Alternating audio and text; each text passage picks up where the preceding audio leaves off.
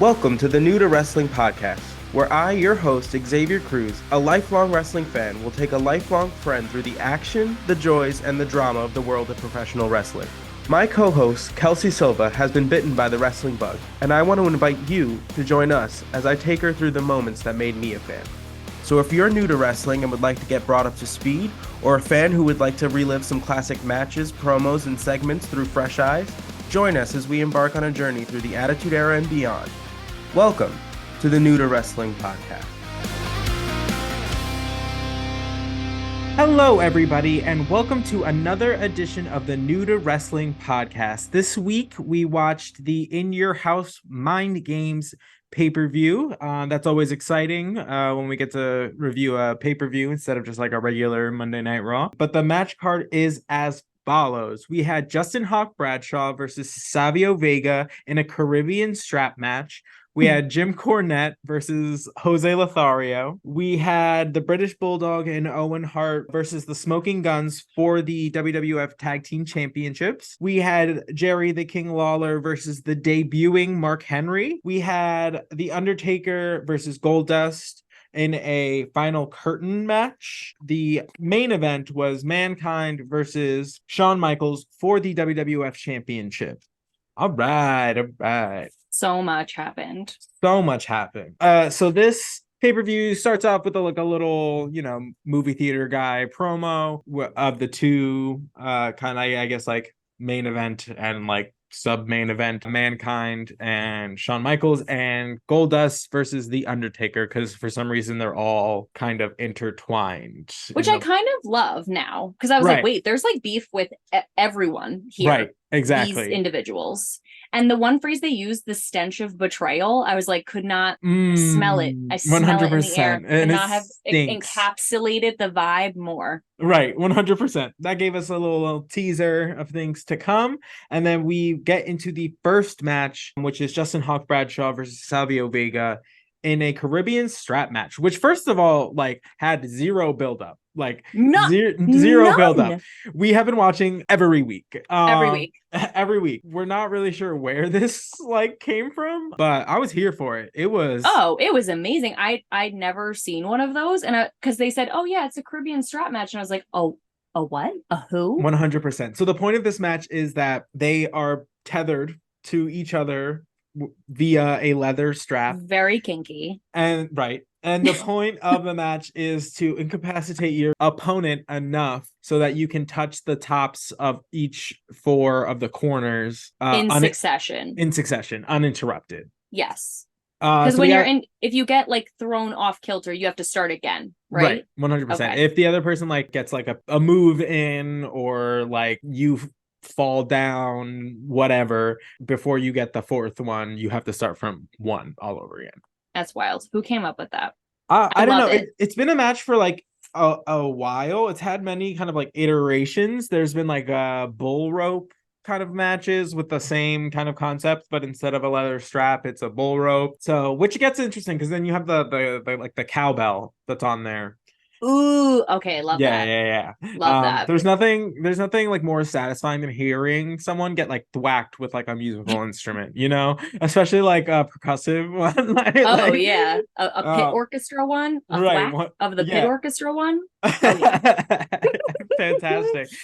We did have like a little pre-match promo from Savio Vega before this match started, and he was hype. He was like on another level. He was switching between English and Spanish. He was like, oh, you think you're coming for me in this match? Apparently he is undefeated in these matches. Love that. Bradshaw like gets to the ring and he starts like just whipping Savio Vega before the match even like begins. Yeah, 100%. Like they don't even get to officially start the match until like a couple minutes in, because Bradshaw's just like beating the holy hell out of Savio Vega like with the strap before he even gets his Savio gets his like strap put on him.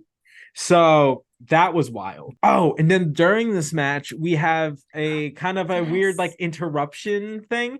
So this pay-per-view takes place in Philadelphia, which is the birthplace of a wrestling organization called ECW, which is Extreme Championship Wrestling. Used to be like Eastern Championship Wrestling.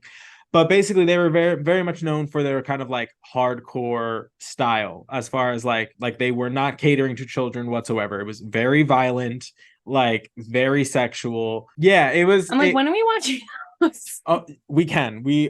Listen. Little There was no spin-offs. shortage of wrestling for us to cover. Oh But my God. what happened was, in the crowd, wrestlers from that organization showed up, which I'm assuming just to get like TV time, just to like get their face out there. So in the crowd was the Sandman, Tommy Dreamer, and Paul Heyman, who is the owner and like head bitch in charge of ECW. Yeah, at this time. So I think they were like spit a beer on Yeah, he Savio spit something Vega, and he was like, and you hear like Vince McMahon like trying to be like, he knew where they were from, because he mentions like, oh, like they're from like another wrestling organization trying to capitalize on this like pay-per-view. So yeah, so I'm guessing security kind of got rid of them because we never hear from them again throughout the pay-per-view, and we don't hear of them after this match. so weird. And so I have a question. So did like they just went there of their own volition, their own accord? Like they bought, like what do they do? Like buy tickets to get in? Yeah. And the WWE like has no idea that that's happening. Like that just happened, like without any communication whatsoever. The way that it sounded was like they had no idea that they were there. I do know that that's wild. That down the line, they kind of do have ECW does have like a working relationship with the WWF, but I don't know if that's like right now. That is a commitment to pettiness that I can do nothing but admire, to be honest. Like that's kind of like I thought that was almost like orchestrated by both organizations. Yeah, I don't know. If it's not, that's wild. They were like, let's purchase tickets to go here and spit.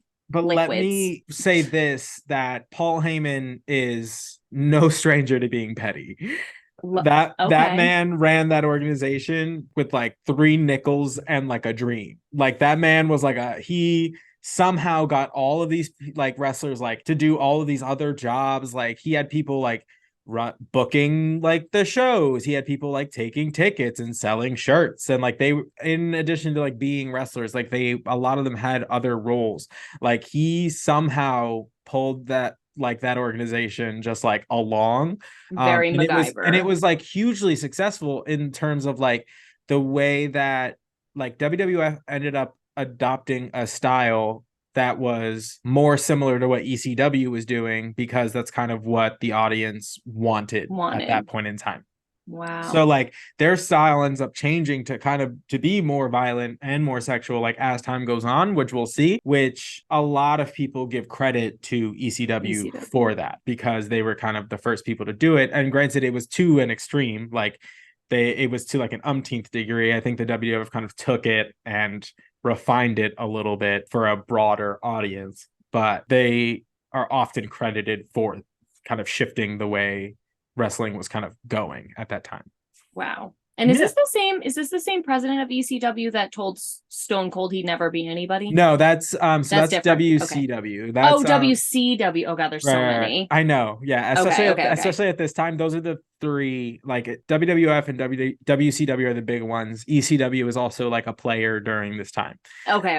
I got it now. So back to the match. Savio Vega pulls out the win by kind of a sneaky manner. So I loved it. Bradshaw is like touching the corners. He gets 1. Savio sneaks up behind him, touches the 1. He, gets the second one. Savio's right behind him. And this is like unbeknownst to Bradshaw. He has no idea. Yeah, he thinks he's like dragging him along, that he's like really he's like got this struggling. Like he's got this like well in hand. Like he touches the third one, Savio comes up behind him. And then there's like a kind of a weird tug of war situation where Bradshaw ends up pulling Savio into the 4th turnbuckle before Bradshaw can get his hands on it, thus giving Savio the victory. This match was good. It was fantastic. I think loved it. Especially having no idea that it was going to happen. I thought it was a great way to like open the show. It was an interesting like concept match. It's 2 people that are very like hard hitting. People love what Savio does like in the ring. So it's like, it was a good way to kind of kick off the event. Yeah, he does like the spinning heel kick. I feel Ah, like to often, and perfection. it's so good. Every Hmm. time he does it, I'm like he gets air, he gets movement, like the whole thing, and it's always just so well done. And I'm always like, oh, look at him. Yeah, beautifully executed every Beautifully time, executed every time. every time. So then we have a real barn burner of a match.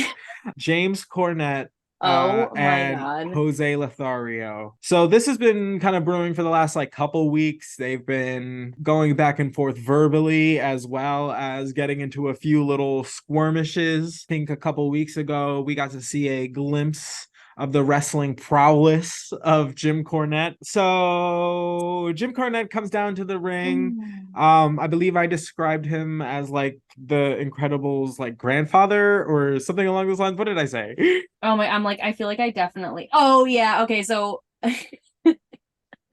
I said that Jim Cornette looks like an extra in the Nutcracker, and then you said he looks like the Incredibles' granddad. Because it was like to the T, like the skin tight red, Yeah. long sleeve little moment with the black like trunks, but the And it was like a little trunks. shiny. Oh, it was very sheer. Like, She was this, glistening. he thought so.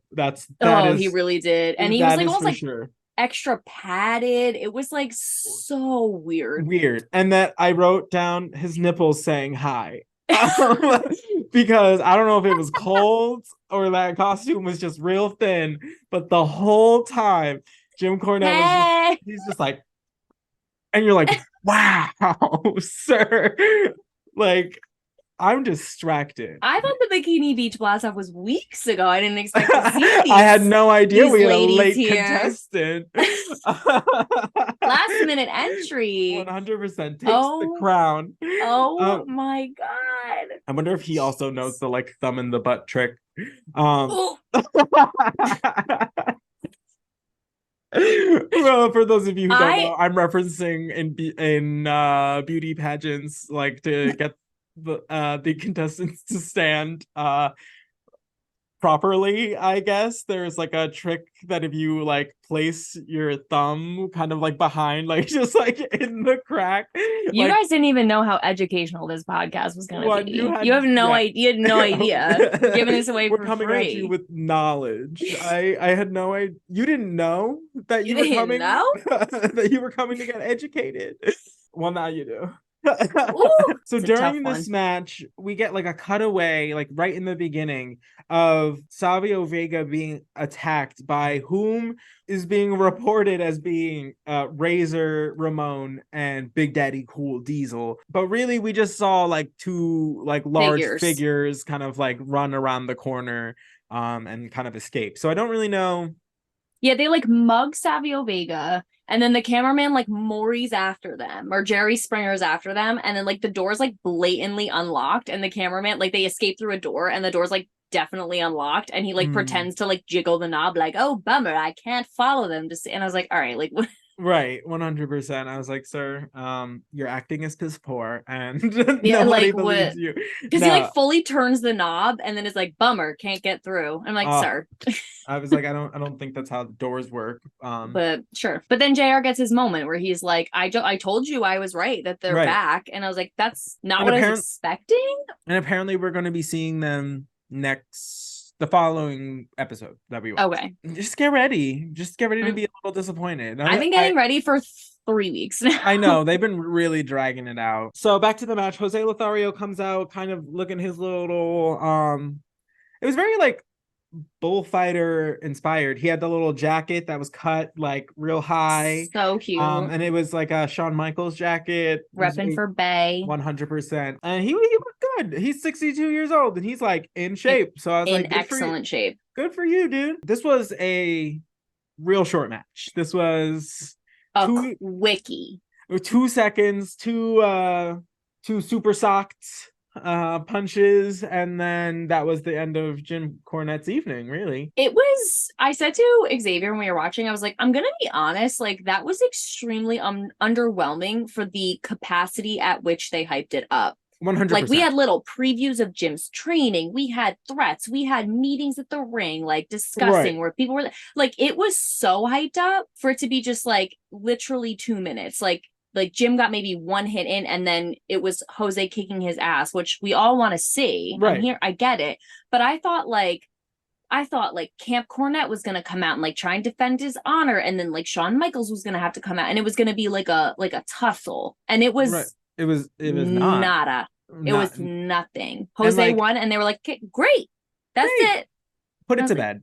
And I was like, yeah, okay. I mean, like, I it was one of those kind of situations like I could have just done without if that was how it was gonna be, you a know? hundred, but could have been an email. Right. Meeting could have been an email. Right. Like, don't get me wrong, I love to see Jim Cornette get punched in the face, but like 100%. I He does love it. sell. He sells like a mofo. He really Oh, does. Like he was like writhing on the floor, and apparently he's like grievously injured after this match through oh, three so much punches. so that he couldn't come out for the following match. Mm-hmm. But before we get there, had a kind of promo situation from Brian Pillman on Bret Hart. Basically, they replay the clip from last week where Bret Hart calls Brian Pillman and Owen Hart a liar. Which was just as good as I remembered. Oh, I it was like, was did I overhype that, or was it as dramatic? But it was straight into the camera, this close. You are a liar. And I was like, right, oh God, right. it's so good.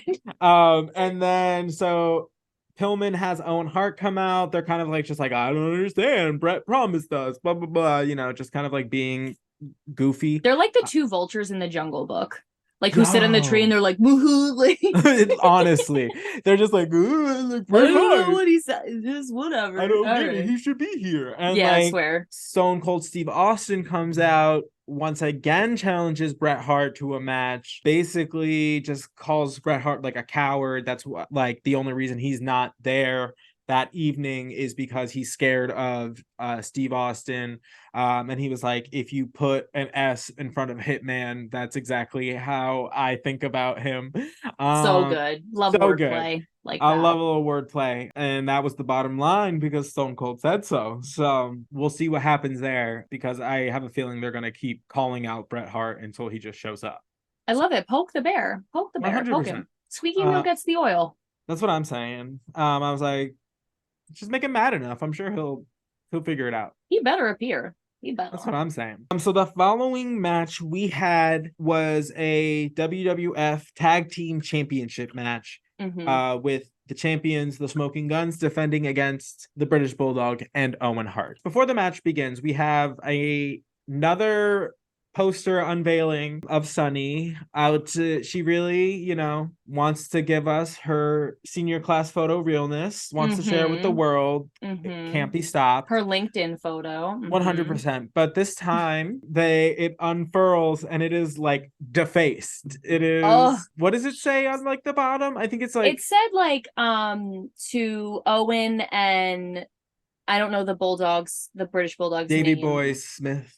Yeah, like it had their names like to you guys, like have a great it was like weird, and it was like love Sunny or something. It was like a go get him kind of a message. Right. But she had like they colored her hair like a big black like frizzy something, and then like mustache. I don't even remember, but it was heavily vandalized. Right. For sure. It was great.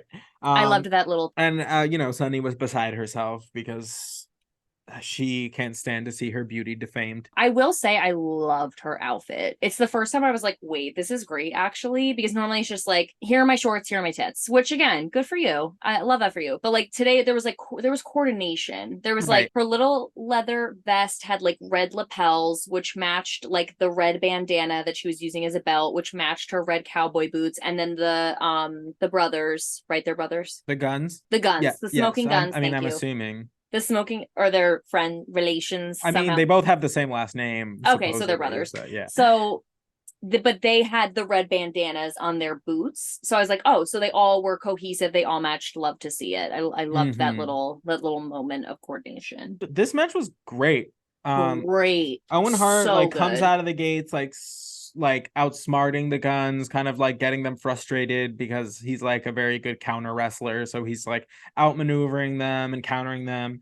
And then Owen and Davey Boy Smith do a really good job of isolating Bart for like a good chunk of the match. Yeah. Where they have him just kind of like isolated in the corner. And this match was just great because it was like it was like one of those matches you really were like, this could go either way the Either whole way. time. They both had like moments where they were like really like shining as teams. And then we get to the kind of end of the match and we have like a miscommunication with Bart and Billy Gunn where Billy is on the apron and shoves Bart for some reason. Yeah, there And was some sort then of like trickery or something, and he shoved the and wrong guy. right, and then that allowed for the British Bulldog to kind of roll him up and get the pin, thus giving us new tag team champions. Which Crazy. I had a feeling was gonna happen. We haven't really been seeing much of the Smoking Guns in the last couple of weeks, so it was kind of time to kind of like spice it up.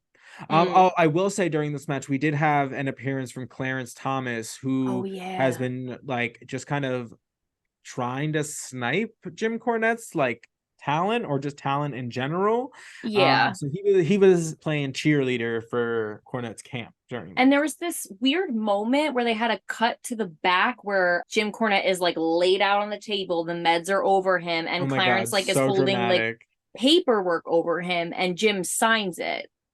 And Oh, I missed that. I was like, did he just like give temporary like authority to Clarence? Like, because then he ran out to the match and he was like holding up the paperwork. And we were saying, Oh, like, is that because like just so like he can say, like, oh no, I can be ringside? I was like, or is it like he has temporary control over Camp Cornette while Jim is injured? Like, what does that mean? Like, I'm very curious to see how that plays out, because then I really feel like he's got the documents and he's gonna right, just right, like right. like scoop him up. How very predatory of a So lawyer. Like so someone's like literally on their like deathbed.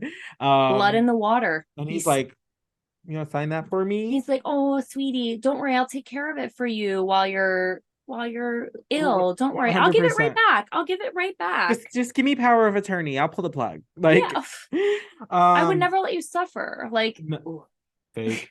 but he Um, loves a happy dance, that he Clarence. does. He was Every time anyone does anything, he is, just moving and grooving. He's happy yeah, feet. happy Um, feet. Sonny obviously was big mad, Big mad. big mad. She goes and rips the Smoking Guns a new Very asshole. publicly She with called the them mic. no good cowboy wannabes and then fires them both. She said, "You fired. I want You nothing to do fired. with you." But I will say that is kind of Sunny's MO. She's kind of very much a fair weather friend. Yeah. So if you're winning, she's with it. If you lose, she don't got time. She don't got time for you. So I'm excited to see if that turns into some sort of vendetta thing where like now the Smoking Guns are gonna like have it in for Sunny and like her people, which at this point is it just Farouk? Like who's left in her I think it's just Farouk at this time. so like I don't okay, know. I don't She's know if gonna have that's to gonna like like beef up her roster. yeah, she gotta beef up the raw. Like who is that? Who do we even have left? But like yeah, I'm wondering if it's gonna like turn into like the Smoking Guns, like have to like, have a come to Jesus moment and like remember who they are, and like then they come back and it's like this vendetta against like Sunny and her people. I don't know. I'm curious to see how this goes. I'm very interested to see where she goes from here. I mean, like she's Yeah, all over Farouk, so we'll see how that goes. literally. Yeah. And then we get a little promo from Paul Bear and Mankind once again from the depths of whatever arena they are in. Mm-hmm. It was very much a lot of. It was weird because they're like kind of talking about the Undertaker, kind of talking about Shawn Michaels. Yeah. There's a whole lot of like Mankind will be champion, blah blah blah, which you get obviously. Right. Um, but then there was like this part of the promo where Paul Bear is like talking about like it's all the creature of the night's fault that like he turned on the Undertaker, and it just all gets very It confusing. was very confusing. So I was like, who are we talking about now? Are they in the room with us? Like Right. what does Um, this mean? and it just goes to show how just deranged they both are. You're just Yeah. kind of Oh, like, the more they're together, the more I'm like, you know what? This actually made sense. Like in right, my head, maybe right, now. right, Like right. I'm getting there now. Right. Yeah, it was weird. So we're gonna see them reappear a little bit later on in the show. It just never helps that they like go and find them like in a basement. Like, Yeah. you know Like, what I mean?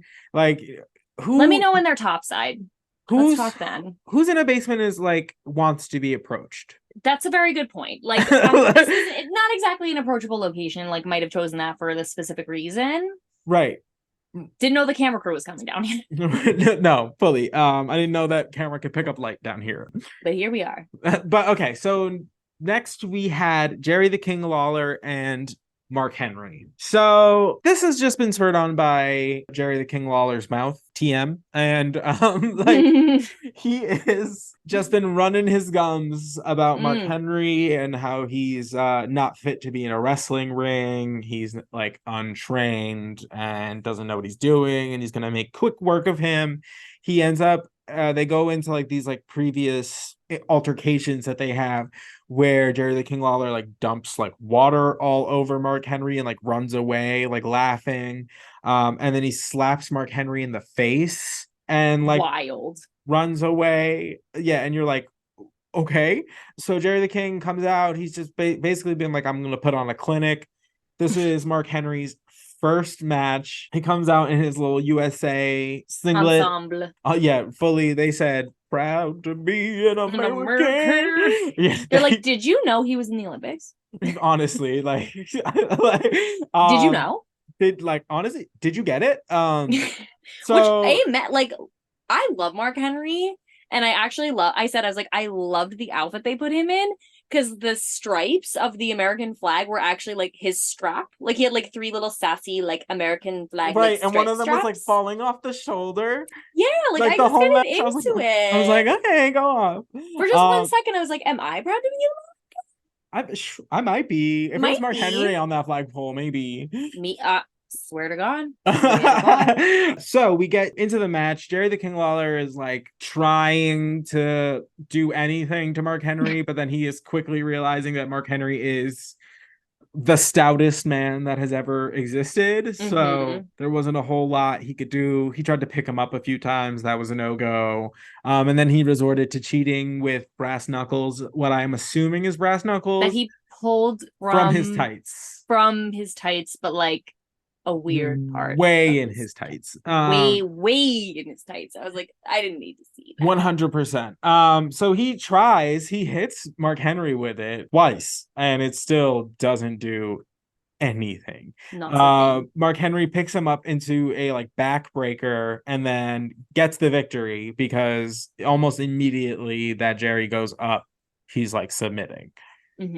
And then post this match, which was just weird, both the New Rockers and Triple H come out and attack Mark Henry like post match. I mean, he like fights them off, but it was just kind of a random assortment of people. Like, it was so weird because it was like the one New Rocker, and then it was Marty Jannetty, and then it was Triple H. It was like they all were in different parts of the building and had the same idea. You know what I mean? Yeah, because like one came from over here, then the other one came from up the main thing, then the other one popped over, and I was like, what are we doing? And then Mark Henry like literally press slams Triple H like just over the top rope, just onto the pile of humans that the New Rockers had like made their feeble attempt at knocking over this man. So, which was amazing to see. I was like, did he just like bench press Triple H? Basically? No, fully just yeeted him. Like so good. Gone. Unnecessary baggage. 100%. He did some spring cleaning. Thank God, somebody better. After this match, we get an announcement for the following pay-per-view, which is going to have a buried alive match between The Undertaker and Mankind. Which I literally wrote, buried alive, ? What is this? So basically, they are going to construct a graveyard set, basically, at the essentially like the top of the entrance to where the wrestlers like will come out. The goal of the match is to incapacitate your opponent, to dump them into this 6-foot hole that has been constructed, and then literally bury him alive, because there will be a truck full of dirt to just dump dirt onto the wrestler. So that's a buried alive match. I like moment of silence for like how incredible that is. Like who came up with that? Who was like, bring the truck of dirt in here? And make sure it looks like a cemetery. I'm not gonna have some half-ass little hole in the ground. Make it Mm-mm. look good. No, Wow. it's gonna be like a whole like burial plot. I cannot wait. Wow, what? Who came up with that? I So love that. so that's been announced. So that's something to look forward to. Because I'm definitely I can't get enough of when these two just like beat the hell out of each other. So Oh, like same. I'll take any excuse, like on a plane, on a train. I do In an like them, Sam. I automobile. am like I do like. I do. Oh my God. That's So exciting. But on exceptional. that note, we transition into the final curtain match with The Undertaker and Goldust with Marlena. So apparently the point of the final curtain match is the only way that you could win is via pinfall. There's no submissions, there's no rope breaks, there's no disqualifications, no countouts, which I didn't know until the match started. So I didn't either. I was like, final curtain. Like, this sounds so dramatic. And that is pretty dramatic. Like, I did not understand the gravity of no submissions right, or no disqualifications until it was happening. Because like right, there's foul play afoot and things that could get one disqualified that right. happen that just the match You just continues. kind of, yeah, exactly. Yeah. Marlena looked like $1 million. Millions of dollars, gold gown, Just just had the girls out. The the girls came out girls, to but they're play. always so well, like just play, like Tastefully done. she tastefully done, but just gorgeous. I mean, I Oh, just love that. absolutely. She was really tooting her cigar. She got Mm-hmm. bold this match. She slapped the Undertaker. I literally wrote, okay, Marlena slaps underlined the Undertaker in a golden evening gown. What is happening? What is happening? Like bold. Just, I was like, Bold. she did not, because there are people in that are wrestlers that wouldn't do that. No, not even a little And bit. she meant it. She reared back and Love swung. it. Oh, Love it. speaking of Marlena, we did want to Oh, make mention of a couple of weeks ago. guys. Please go ahead. So was it last week or a few weeks ago? It doesn't matter. Recently on the pod, we were talking about how there was a truly exceptionally weird get well soon to Ahmed Johnson. And like Marlena had said something about frying up the kidney with fava beans and a nice Chianti, and Xavier and I like, I don't understand. That's the weirdest thing she could have possibly said. It was brought to our attention, and I just want to say, in our defense, we've both seen Silence of the Lambs. It was just Right. many years ago, and sometimes when we get together, our brain cells melt out of our ears, and we're just silly geese, and that's just how it is, and that's why you come here every week. But Shout out to it, my sister yeah, because shout out to she Brittany. made Thank God. mention to me after she had listened to the episode. She was like, "You do know that's a reference to Silence of the Lambs." Like the most famous quote from Silence of the Lambs. And Like, and literally I was just like, "Oh, yeah, no, we're not thinking that in the moment. Like no, not at all. no, are you kidding?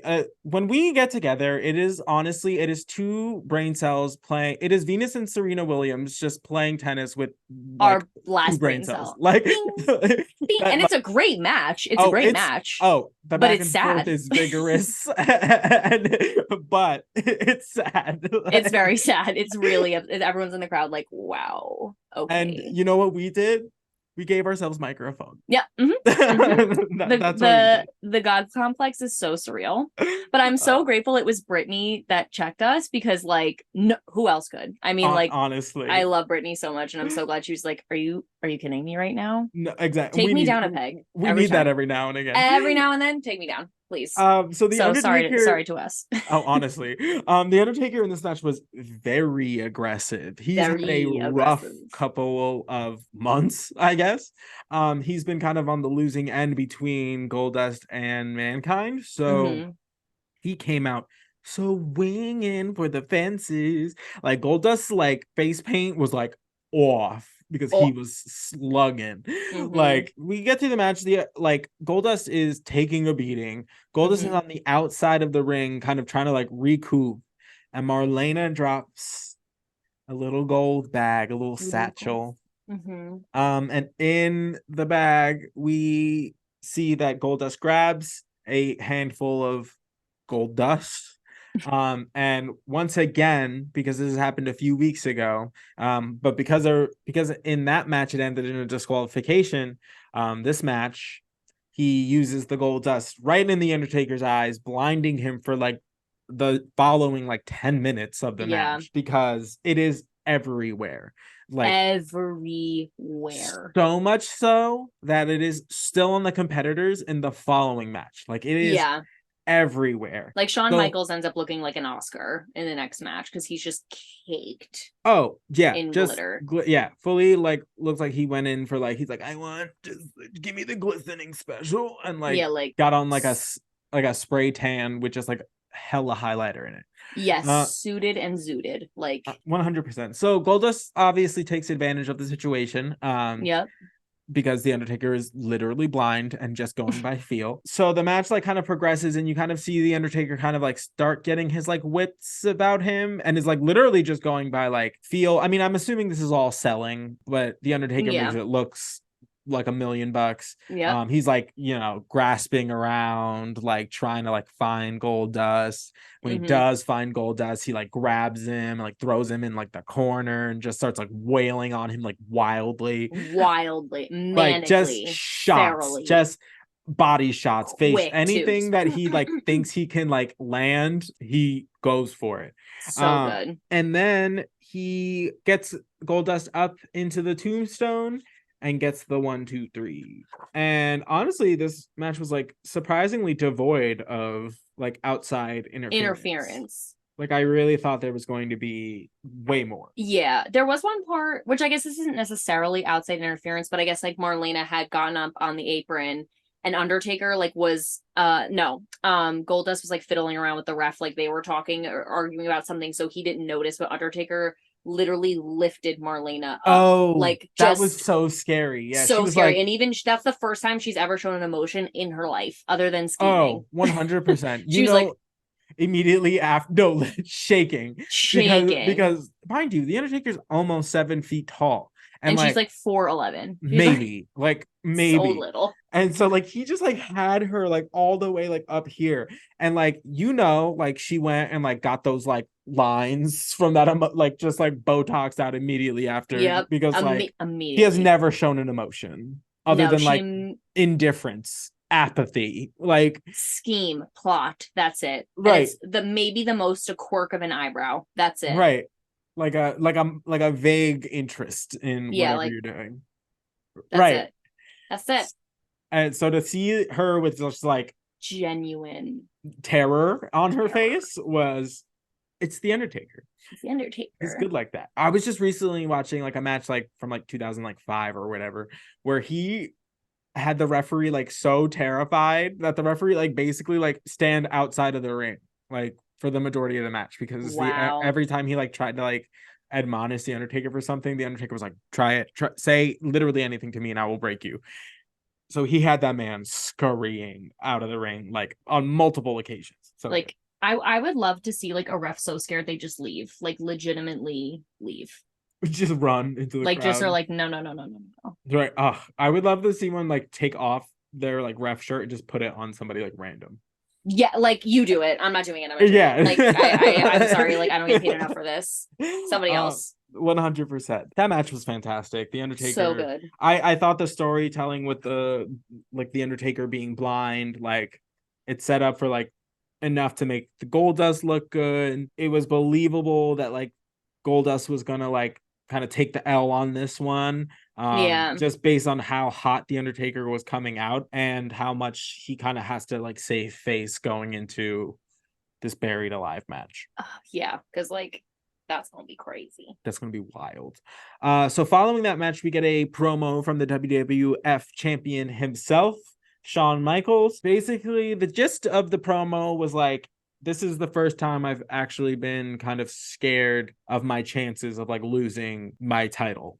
Yeah, and we love a humble king. Right. Basically, he's like, I feel like I can probably out wrestle anybody on the roster, but we're not talking about like wrestling. Like I'm facing somebody that doesn't really matter. You like that has no boundaries. There's like right. You just don't know what he's gonna do. Like the mind games. They said the thing because it was the in your house mind games. Right. Mind games. We got the title. And then you could visit. Like he looked like visibly nervous. Yeah, we were all like, oh, maybe It's like, And hey. basically he was like, I don't have a game plan. I'm just gonna go. He's gonna like work by feel, he said. Like I'm just gonna go out there and see what I can get done, Yep. essentially. Mankind makes his entrance. He brings out a casket with him. Or rather, pause. This was weird. This was very weird. So the druids come out, who we believed worked just for the Undertaker, but maybe they work for the urn. But then why did they Oh. take the Undertaker's body and then bring him back the next week? Who do you work for? Who do you work for? I was like, did they get like bought like gig? They got a gig? Like they were Right? like kind of they had nothing really going on, and they were like, hey, would you? We're Well, that actually kind looking of for like really like six guys to carry a casket. Would you wanna? And they're like, I mean, we got nothing in the books. I Like, know, but might like as that well. really like shatters the whole Dementor thing we had going on, like Very that they were true. these like just like ethereal creatures Separate of entities, darkness that not just kind of tied to anyone. right. You know what I mean? I don't know. It was weird that like they brought out the casket And it was for weird that nobody really like said much about it, which and Vince McMahon was back this week. Vince McMahon's been missing for like 6 weeks. Like the last like 4 episodes. I'm like, where where's he Vince? and Where'd he they go? said nothing about it. And then today he just reappeared. But Right. We're just like, whatever. oh, he's back. They're like, hey, Vince McMahon on commentary. And I was like, what? Where have Right. you Been? But Right. anyway, so Vince McMahon was just like, oh, and there are the druids bringing out the casket. And I was like, Right. And then what? Mankind is What are in we the talking about? casket, Yeah. which is ew. It's Ew. so ill. Which is, I mean, those are, him playing mind games with the Undertaker. And then, he ends up rocking on the floor with the How he urn. do. How he do. Which why did I also think the urn was silver? And then I looked at it again today, it was gold. I was like, do they use different urns? Did I No, I'm mess pretty that? sure it's just gold. It's just gold. Okay, just me I'm not paying I attention. think, I don't know. Okay. I don't remember there being a silver one, but I could be wrong. I was always probably too focused on The Undertaker to pay attention. LOL. This match was also phenomenal. So good. So Shawn Michaels comes out really like aggressive in this match, like basically just trying to throw everything at the wall, like from the jump. yep. We get a lot of kind of like outside of the ring kind of action. Mankind Mm-hmm. goes for his like patented like lifting up the padding on the outside. And Shawn Michaels kind of turns that around on him by drop kicking him like while he's holding up the mat so that And then he like ends up underneath the mat and then just starts jumping on the like pile, which was crazy. crazy. We get a bunch of like suplexes onto like the steel steps. Like Mankind on multiple occasions like runs either like his knees into it because Shawn Michaels moves at the last second. He gets like suplexed onto like the steel steps and his like leg just like you see it just like bend over like Oh god, the so bad. ledge. It happened so fast and so like hard. Mm. It just made like Oh. such a thwack that you were just like, that man's hurt. And then they Uh, replayed it, and Xavier and I had the same reaction because the first one we were like, "Ooh," and then they played it again, and we were like, "Ah!" Like, no, yeah, stop. it was just Like, as bad the please. second time. Oh, it was so bad. And then Mankind like hangs himself with the ropes. Oh god, that was really scary. I legitimately thought he was going to decapitate himself. Like I thought which obviously I know that's not possible. Like they're not like continuing if like he got Right. freaking decapitated, but like he got like twisted in the ropes where And it's his on head, neck. his neck and his legs are dangling off the side. So he's like He's literally hanging himself, hanging himself. And then I'm like, those steel ropes just like one extra pull and it's just like right. I was like, no. Like the No. ref ran to help him. Like, I don't know. I was so scared. I was like, that looked very dangerous. Absolutely. We had Shawn Michaels uses like a steel chair, whacks Mankind in like the head and then like starts just like absolutely bashing his hands to prevent Mankind from using the mandible claw, which like with the steel chair repeatedly. And then he like proceeded to just like violently stomp on the fingers and like they show all of it. Like they show like Shawn Michaels like landing on his like thumb like or on his fingers and just like smushing them and you're like, oh my god, it was Hope. brutal. And this match was brutal. Like they were like really going at it like the whole time. Like it was a very, very physical match. Yep. And of course they took out the Spanish speaking Announce announcer table. I told you, table I as told you usual. You said you're like it's always the international speaking announce table table first. It's every time. always They even the one time he said he was it Shawn Michaels like made the guy get up so he could take the chair. Like the Mankind. table's already oh mankind. The table's already askew, basically destroyed or whatever. And then he literally walks over. The guy's just sitting there and he's like, "Get up! Like I need Right. this chair." Like, As if there aren't like just chairs lying around. Yeah, and then yeah, so the Spanish announce table gets absolutely destroyed. So the match ends when Vader, who was Shawn Michaels' previous opponent in the last pay-per-view, comes out and attacks Shawn. So that gives Shawn the disqualification victory. And then we get Psycho Sid, who comes out and attacks Vader. That's like leaves them two brawling brutes out of the whole situation. And then it cuts to the coffin, and Mankind's just kind of like stumbling around like in the ring because he's like tries to get the mandible claw like on HBK. And so it cuts to like the coffin, and the coffin opens and the Undertaker is just sitting in there.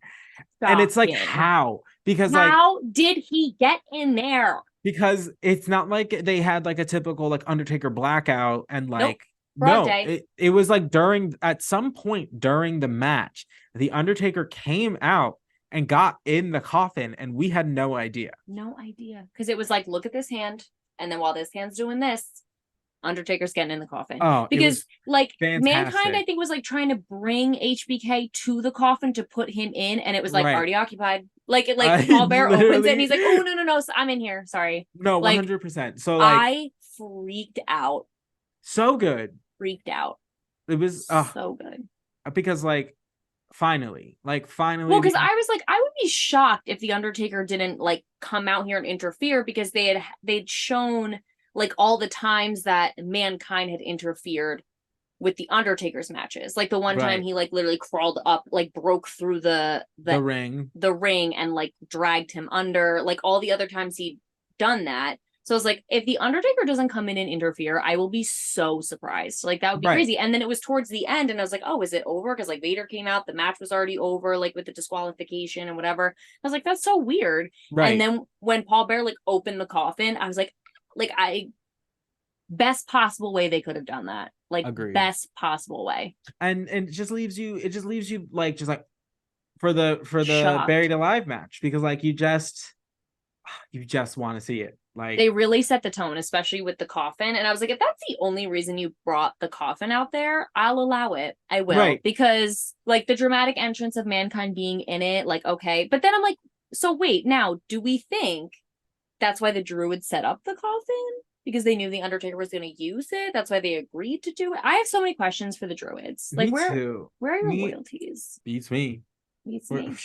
I guess we're I gonna find out. I will say too, I think this match was interesting because it kind of felt like HBK crossed a lot of like boundaries where like he doesn't seem like the person to take like not necessarily a cheap shot in terms of like smashing somebody's fingers.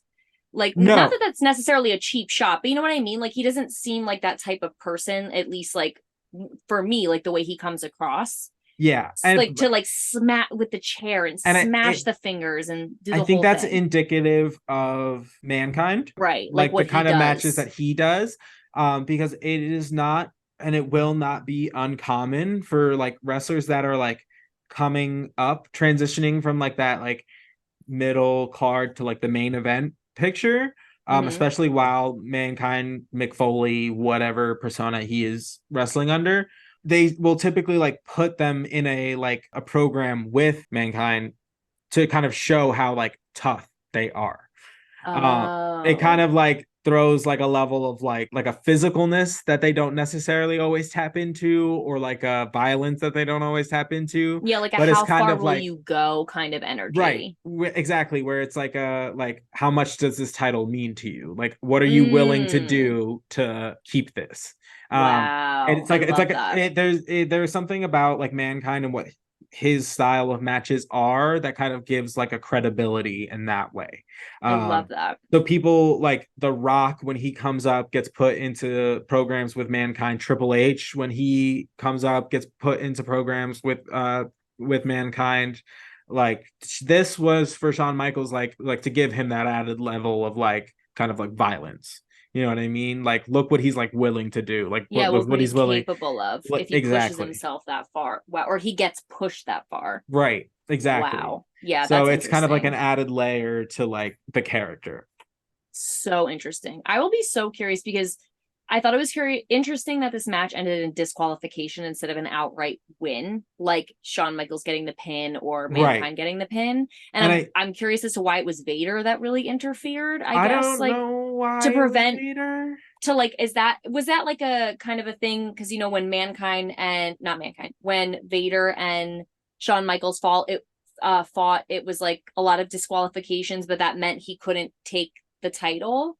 I wonder if that was like a thing, a I think factor involved. I don't know necessarily why it was like Vader, but I will say like they didn't want to outright like have Mankind lose like cleanly. Like 1, 2, 3 in the ring. Mm-hmm. That's like a clean finish, is what they call Yeah, it. It's because up until this point, Mankind hasn't really like lost lost. at all. So I think to save kind of his momentum and like what they've kind of built up for him in that way, like this was the best kind of way to end it. Because I don't think they're ready to like put the title on Mankind just yet. They're still developing him as like a character. So you can't have him win the title, but you can't have him lose The in a match way that make like you can't have him lose the match in a way that makes him look weak or weak. like unable to. Like he Right. could have taken it, but like, This, and this happened. You know what I oh, so mean? yeah, love that. Because then it protects Mankind going into his continued feud with the Undertaker, and Shawn Michaels gets to leave with his title and go on to whatever is like next.